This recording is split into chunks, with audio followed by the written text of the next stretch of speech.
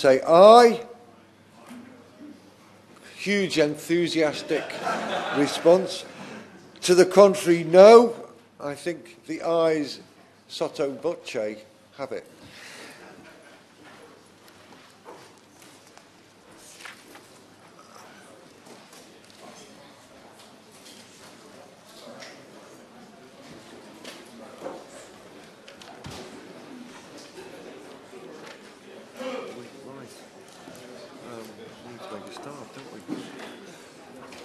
Order, Lee Rowley to move the motion. Thank you, Mr. Howard. This is a pleasure to serve the chairmanship. I beg to move that this House considers the planning permission for shale gas exploration. Can I say thank you to everybody who's attended today and who's come along to this debate. It is fantastic to see so many people who are in this room in a 30-minute debate about fracking, which demonstrates, I think, the importance of this and the particular importance of the proposals that are in front of us. And today I particularly want to talk about the consultation which is currently underway, which the government started and which will conclude in October, with regards to the proposals to permit shale gas exploration through the permitted development scheme and the proposals to permit shale gas production through the NSIP regime, the National Significant Infrastructure.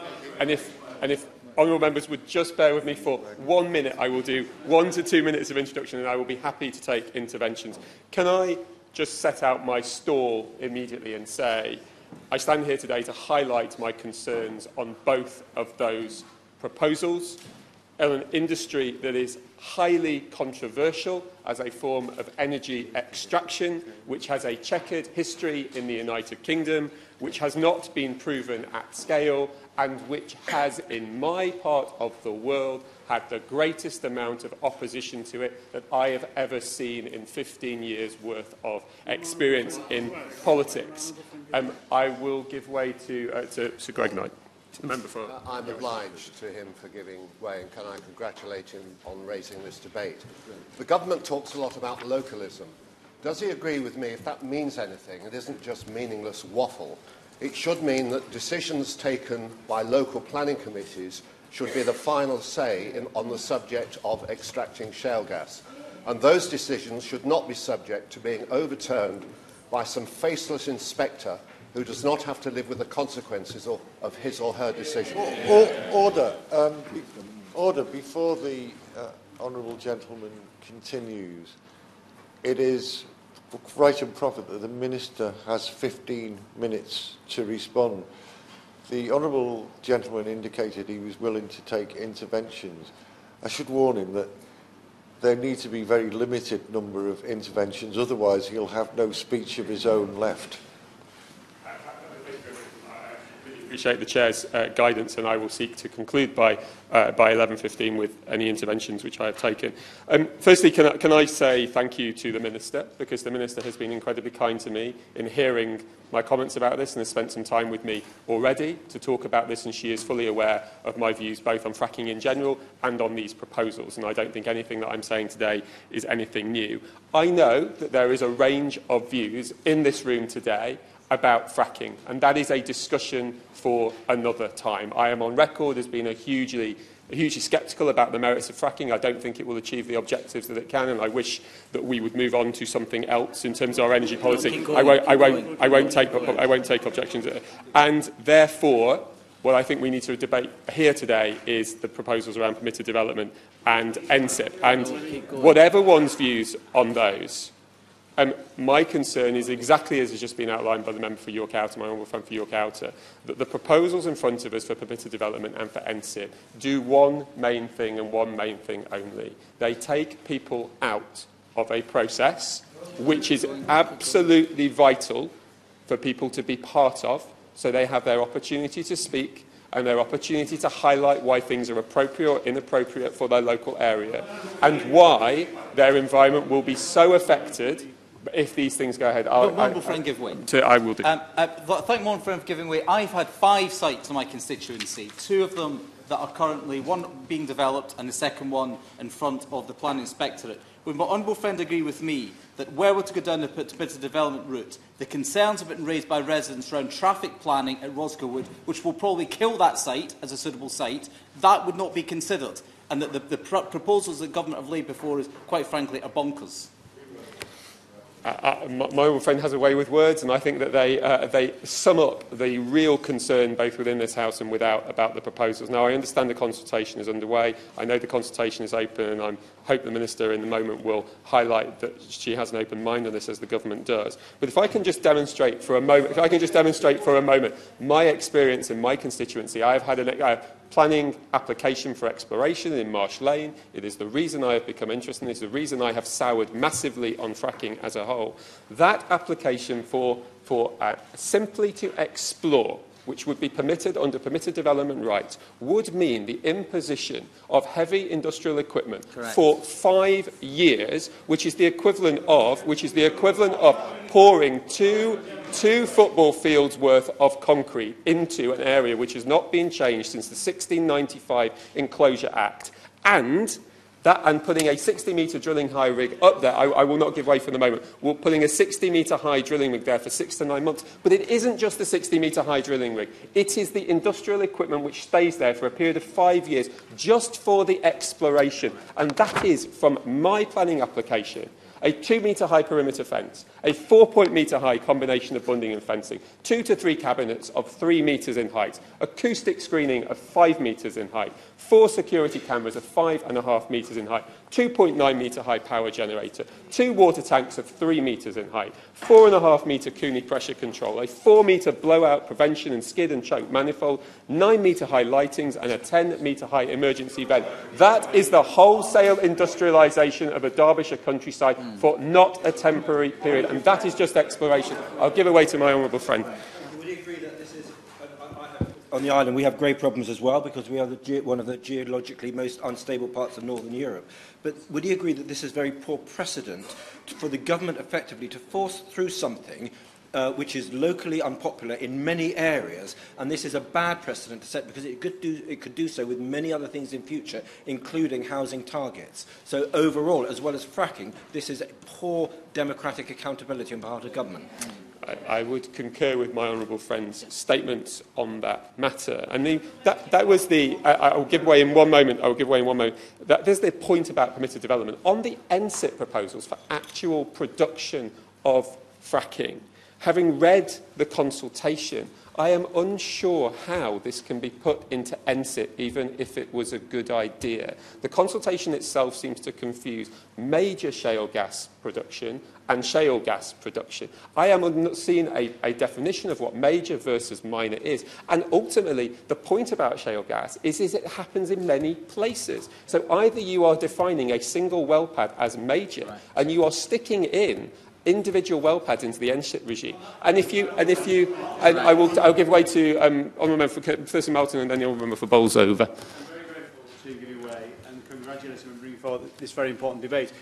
As he knows, I am far more positive about the prospects for shale gas exploration than he is, but nevertheless, I and the Select Committee that I sit on have raised genuine concerns about the permitted development process and the clarity around that, and whether that relates to simply drilling a hole on an existing well pad or the construction of an entire well pad, which is heavy industrial construction, and that could literally go anywhere in any one of our constituencies. There are real concerns, and we need clarity on that specific point. I would completely agree with the honourable member. As he probably knows, is that people from Mosborough were on the march that we had in Bolsover, because we approach fracking in a different way to what he has described today. There's no wonder that the richest man in Britain, the head of INEOS, who has got 60% of the shares, is very much into fracking. And his fracking in our area, is fracking in the area of North East Derbyshire, and there were people from as far away as Scarborough came to that rally. The truth is that most of Britain is against fracking. Yeah. Why doesn't the honourable gentleman do the same? Tell the government, like me, I've already done it. I'm against fracking wherever it happens. And I welcome... I welcome the honourable member for Bolsover's involvement in this. This is the second debate, and I welcome his attendance there. I have been making the case strongly for North East Derbyshire and strongly against fracking in North East Derbyshire since I had the privilege to be elected in this place, and I will continue to do so.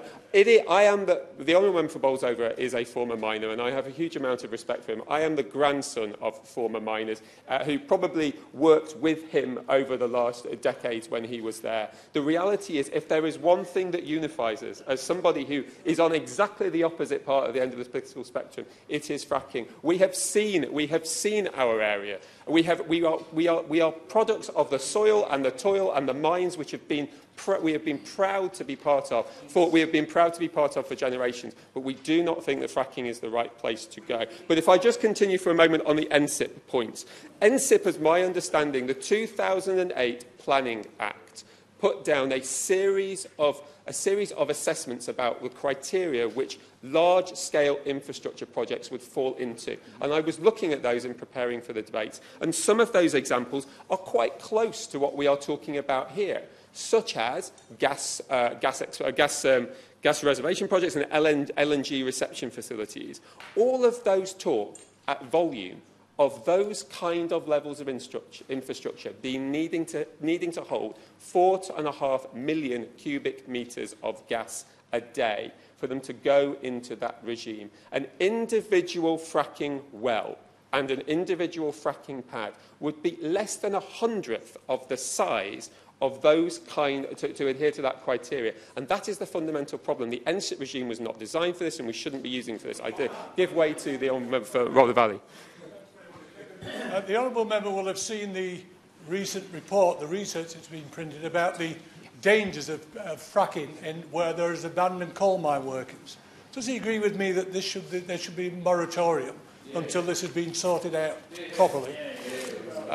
As the chair of the All-Party Parliamentary Group, which the honourable member and I serve on, I am extremely concerned by the suggestions from Professor Stiles about some of the issues that would occur in mining areas like ours if it was to go ahead at scale. I will try and wind up, as I want to ensure the Minister has time to speak. The fundamental problem with permitted development and NSIP, as I said at the beginning of this, is that it takes local people's voices out of the discussion. 4,000 people nearly in North East Derbyshire have involved themselves in the discussion. And there's a reason why they involve themselves in it. They involve themselves in it because they are hugely concerned about it. But whether people agree with it or disagree with it, and I disagree with it, we have to give people the opportunity to do it. And the consultation that is on the table, the consultation on the table on permitted development says the government will strengthen community engagement by consulting on whether developers should be required to conduct pre-application consultation on shale gas development. There is no point on conducting pre-application consultation if then we are just going to allow these things to be approved no matter what. The fundamental here is that if we have a problem in this country about a lack of social and public consent for fracking, which we do, and we clearly do in parts of the world like mine in North East Derbyshire, we should treat the problem. We should either treat the problem by not bothering with the policy or trying to change people's views. And my view is the former, not the latter. We shouldn't try to treat the symptom, which is to take people out of that process. And that is why I hope at the end of this consultation the government will listen. That is why I hope this won't go forward. That is fundamentally why the proposals for permitted development and the proposals for NSIP are wrong in regards to fracking. And I hope they don't go ahead. Thank you. Well done. Very good. And a pleasure to see so many engaged colleagues in the chamber. And I remain very grateful to my honourable friend, the member for North East Derbyshire, who I have met with on many occasions, who I have discussed at length his facts versus other facts, and will continue to engage with all members. As members in this House know, my door is always open on any issue relating to energy policy. As all members will know in the chamber, given that we have a quasi-judicial role in the planning system, I am not at liberty to comment on any particular applications, and indeed on any local mineral plans. But I do, if I could just make a little bit of progress, then I will happily give way. But I do want to make a couple of points very clear. Members on this side of the House stood on a clear manifesto commitment that we would develop a shale industry in this country and that we would bring forward proposals to change or to review both permitted developments right and the NSIP regime. And we have put together an extensive long-running consultation so that all of these views, profoundly held on both sides, as I said, I will make a little progress and then I will give way, that this is the opportunity for those views to be expressed. And I would also welcome a longer debate on this particular issue, because I will say one thing, Mr. Howarth, I will say one thing. I am a passionate advocate of convincing people of the scientific evidence for climate change. And everything that my department has done has been based on scientific evidence. And I find it profoundly disturbing that when it comes to exploring an industry, exploring the potential of an industry, we refuse to accept science. I have met.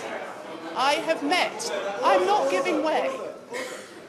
If the Minister chooses to give way, she will do so. In the meantime, people need to behave with a little bit of decorum. Thank you, Mr. Howard. Decorum is always the watchword. I have met and continue to engage with many of the scientists who are putting out various studies relating to fugitive methane emissions, indeed relating to the seismicity question, which is of course concerning.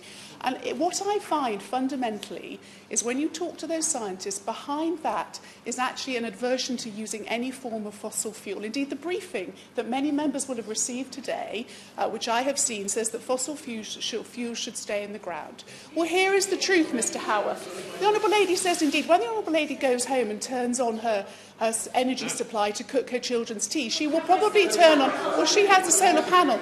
If I could just please make some progress. 70% of homes in this country, it may even be higher, rely on gas to cook their children's tea. We also rely on gas for a very substantial proportion of our energy supply. And we have a choice, Mr. Howarth. We can continue to import increasing amounts of foreign gas and effectively be at the behest of other nations who do not have our interests, or we can soberly and calmly and scientifically assess whether this is an industry that we can develop.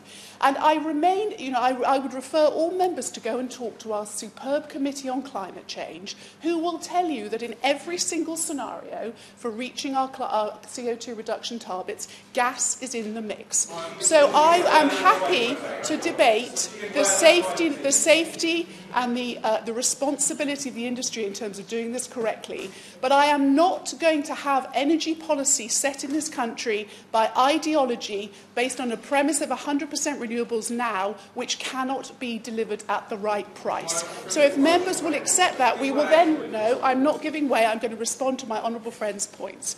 So let me then turn to a couple of the facts that were raised. And again, you will have received data on this today suggesting that the vast majority of the British public are opposed to shale gas exploration. That is not true. That is not true. The data suggests that 13% of people strongly oppose it. Almost 50% of people don't have a view. 15% support it and 2% support it strongly. Most people don't have a view on this. And you know why? Because they understand that being at the behest of a foreign provider of gas is probably not a great thing for British energy sovereignty. They also understand in many coal mining communities that the value of actually having some high-value jobs and creating some economic investment in those areas is something that ought to be done.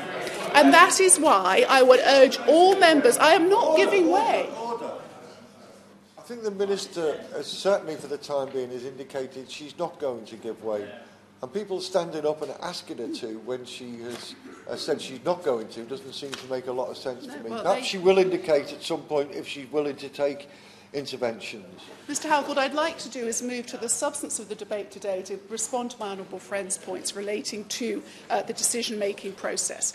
It is in no one's interest, either in government or in local government or in a community, to have the planning process where it is today, we are stuck in a morass of protest and counter-prevailing information, and frankly, I pity any local councillor that gets an application on their desk, because they will shortly have a travelling circus of protesters, most of whom do not hail from the areas where those sites are located, to deal with. And then we have the policing issues, we have protesters blocking roads, stopping young children from getting to hospital, an entirely unacceptable way to express democracy in this country. And that is why, as set out in our manifesto, we have said, I'm certainly not giving way to the Honourable Lady at any point, let me make that clear. And that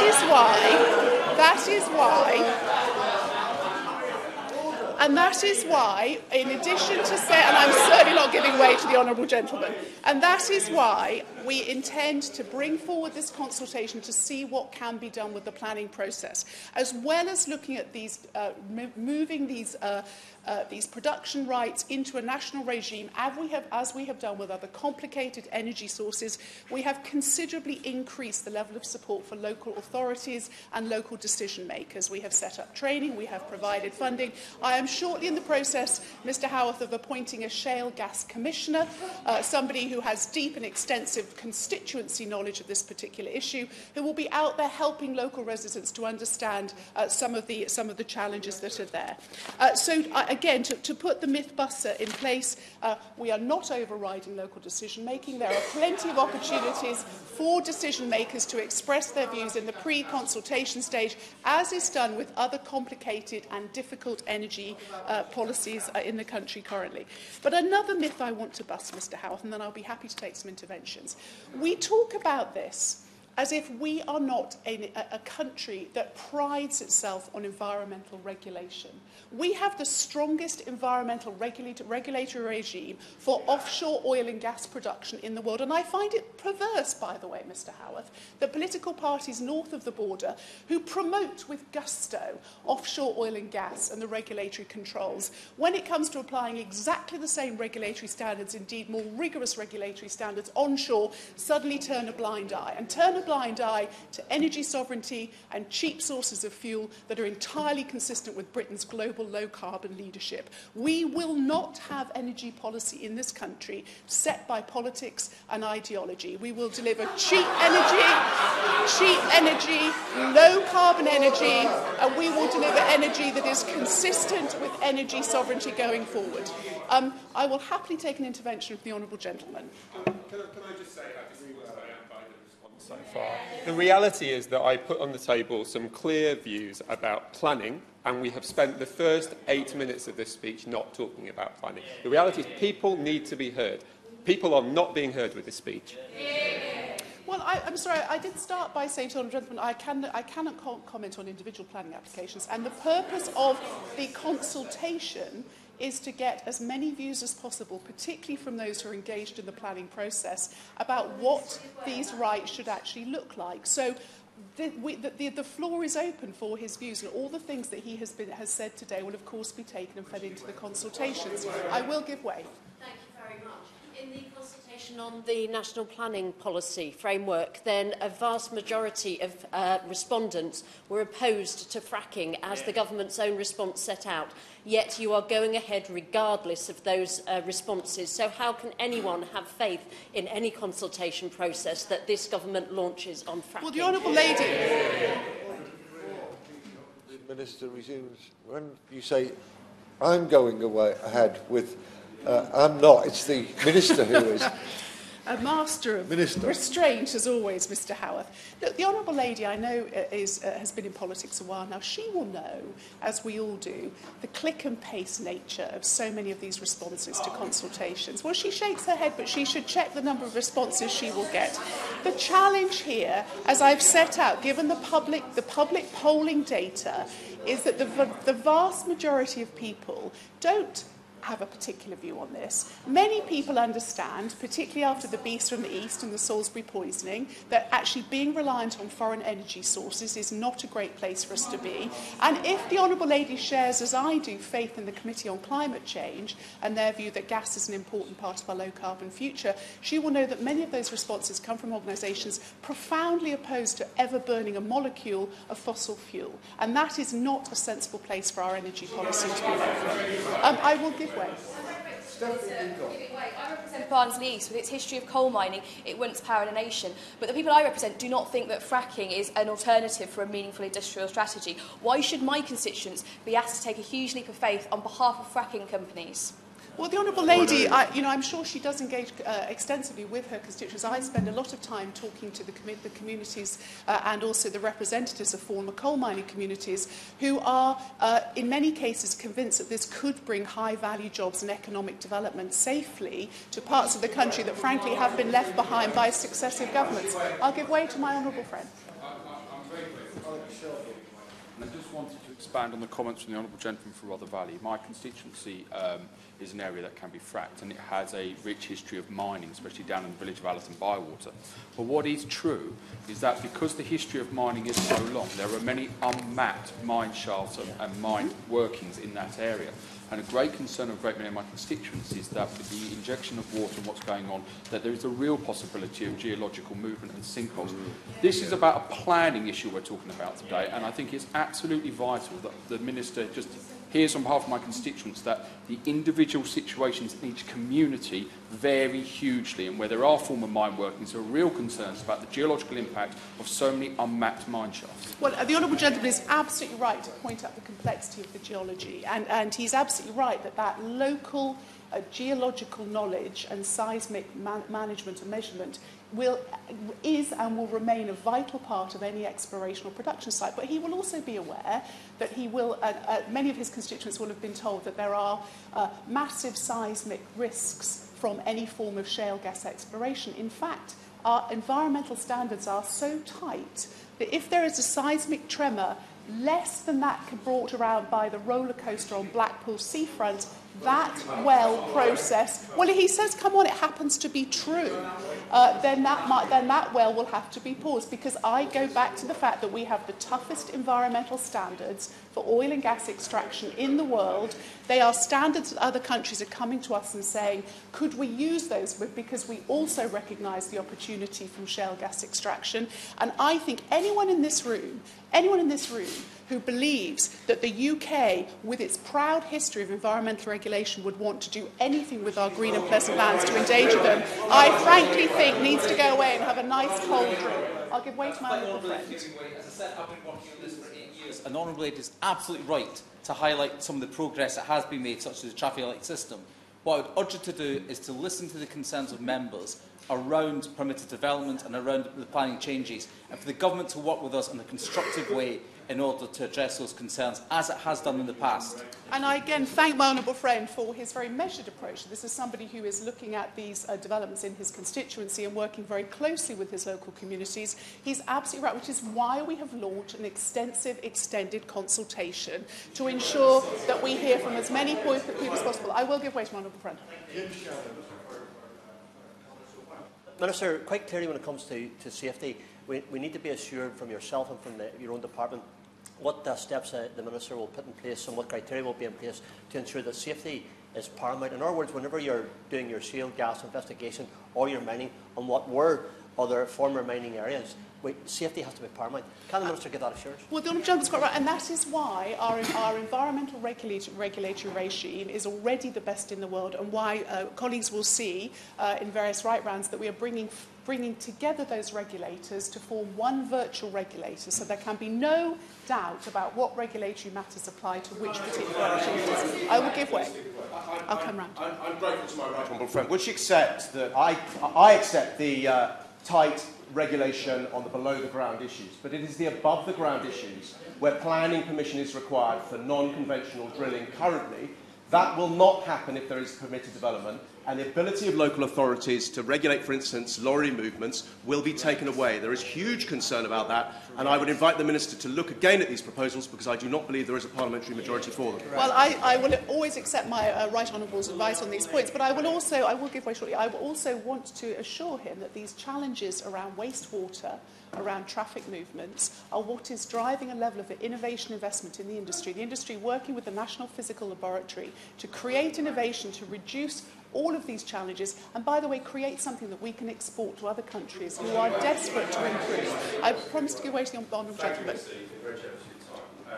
For me, this strikes the heart of a community's ability to self-determine its future. Local democracy is undermined if Whitehall is seen to be undermining it, with a consultation that ignores, in the case of Bury, votes that have already taken place about whether or not we want fracking in our town. We determine the investment, we determine the plans for jobs and homes interpreted by government targets, and we've rejected the government's plans for fracking already.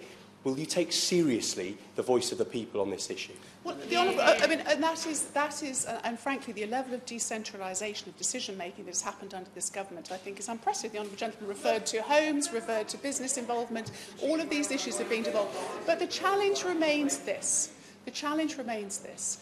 In this space, there are far too many people shouting nonsense about this process. Nonsense. Fact-free nonsense. When I was at the Conference of the Parties in Germany last year, Germany has turned its back on nuclear power, something some people in this room would read, and as a result, its emissions are going up as it burns more coal. That is a country in hock to ideology. In this country, we make energy policy to drive down our emissions, keep costs down for consumers, and create a competitive advantage and energy sovereignty. And that is why we are going through this process of consultation. Sitting is suspended until 2:30.